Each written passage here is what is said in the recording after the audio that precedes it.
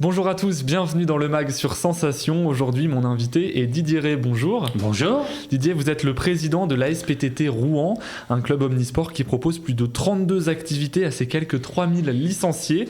Un club qui a fait d'ailleurs sa rentrée en ce mois de septembre. Pour commencer cette émission, est-ce que vous pouvez nous faire un tour d'horizon des activités que vous proposez à l'ASPTT Rouen ?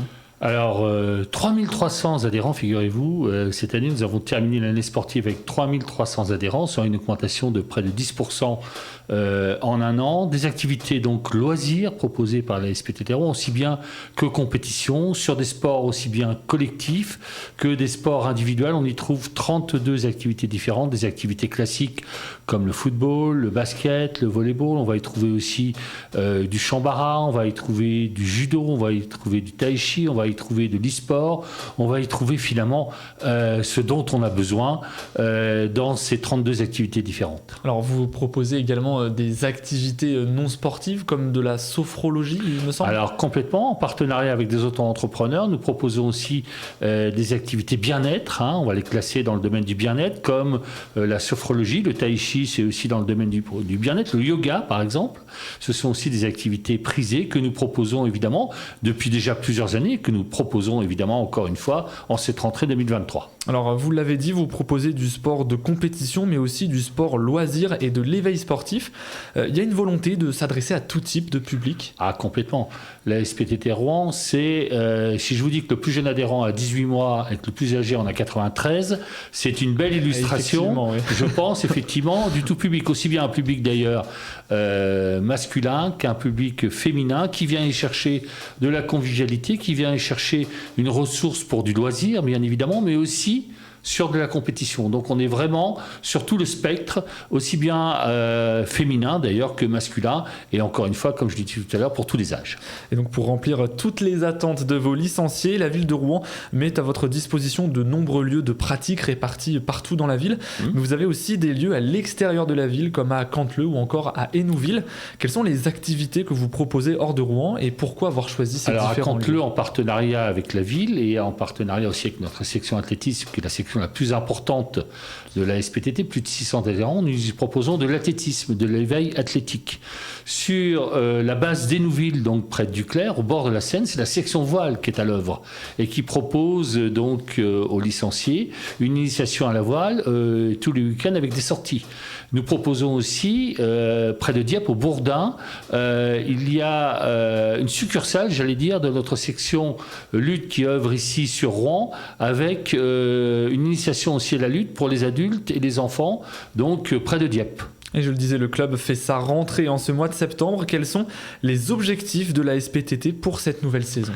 C'est bien évidemment de maintenir les 3300 adhérents dont je parlais aussi tout à l'heure, de maintenir le cap, voire de le développer, en ayant une orientation en 2023 plus sur le sport bien-être. On va venir notamment chercher un public d'ados, plus qu'on ne l'a cherché jusqu'à maintenant, sur du multi-activité ados. On va les orienter sur aussi bien des sports de combat que des sports de raquettes, du badminton notamment, mais du yoga aussi ou de la sophrologie. On va venir s'adresser aussi à ce public-là prioritairement aussi. Voilà une orientation prioritaire en cette rentrée 2023. Et quels sont les grands rendez-vous de cette saison ? Est-ce que vous allez reconduire certains événements ? Je pense notamment au JO de l'autisme. Alors, bien évidemment. Alors, chronologiquement, on vient de voir que en cette rentrée, nous avons participé le 9 septembre au forum à l'assaut de Rouen qui a rassemblé sur les quais rive gauche tout le tissu associatif rouennais, sportif et autres, qui est venu proposer donc toute la gamme des produits que l'on peut proposer donc aux différents adhérents. Et nous avons eu une fréquentation comme d'habitude importante et des demandes de renseignements importantes qui me laissent à penser qu'effectivement on va faire le plein d'adhérents dans nos sections en cette rentrée. Alors, le rendez-vous immédiat de septembre, c'est bien connu maintenant.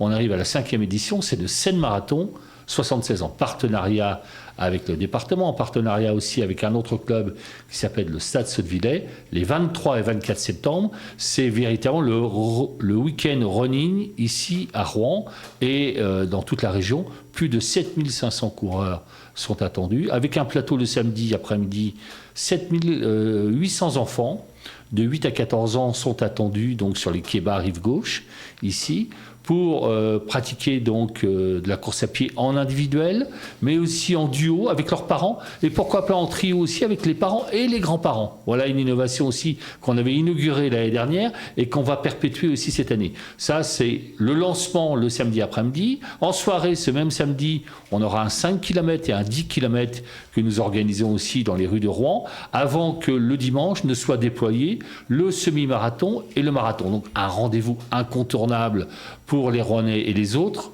fin septembre. Et justement, en parlant de ce Seine Marathon, les enfants de 6 à 14 ans seront également invités à courir dans le cadre de Rouen Bouge avec toi. Concrètement, qu'est-ce qui leur sera proposé ?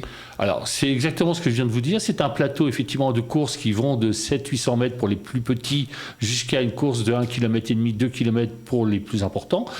En termes de distance, et puis ils seront récompensés à travers un goûter à l'arrivée, une médaille avec leurs parents, les photos qui vont avec, effectivement, qui leur seront destinées. Donc un véritable, j'allais dire, rassemblement qui inaugure encore une fois ce week-end running à Rouen et qui démontre aussi le côté transgénérationnel de la manifestation. Quels sont les autres grands rendez-vous de cette saison ? Je parlais notamment des JO de l'autisme que vous organisez généralement. Les JO de l'autisme, on sera déjà sur 2024. Avant, on va terminer 2023 avec début décembre, comme chaque année, Cap sur Landy. Vous savez que le public handicap nous tient à cœur aussi au sein de nos activités à SPTT.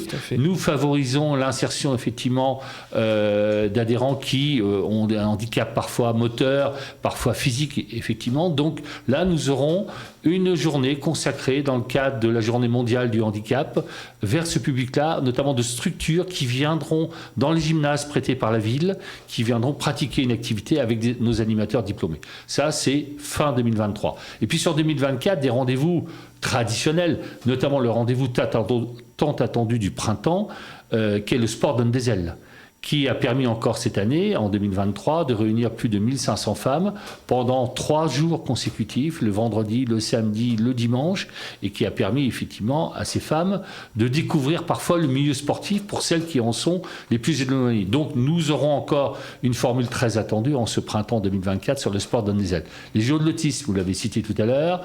En avril-mai, nous organiserons aussi donc des journées portes ouvertes sur l'autisme, des enfants qui viennent toute l'année, il y en a une trentaine qui pratiquent dans nos sections et qui, cette journée-là, c'est une journée un peu spéciale avec leurs parents qui leur permet de générer de l'échange, de générer aussi du réconfort. Donc nous travaillerons bien évidemment encore en 2024 sur ce public-là.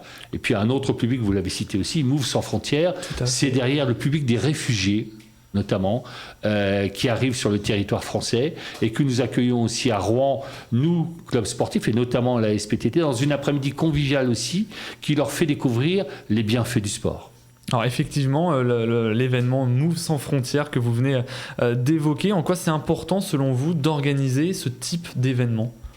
Ça permet, encore une fois, d'ouvrir les chakras de tous les publics sur, encore une fois, les bienfaits du sport. C'est aussi un facteur d'insertion sociale. Ne nous négligeons pas cela. Le sport a une vocation d'insertion sociale.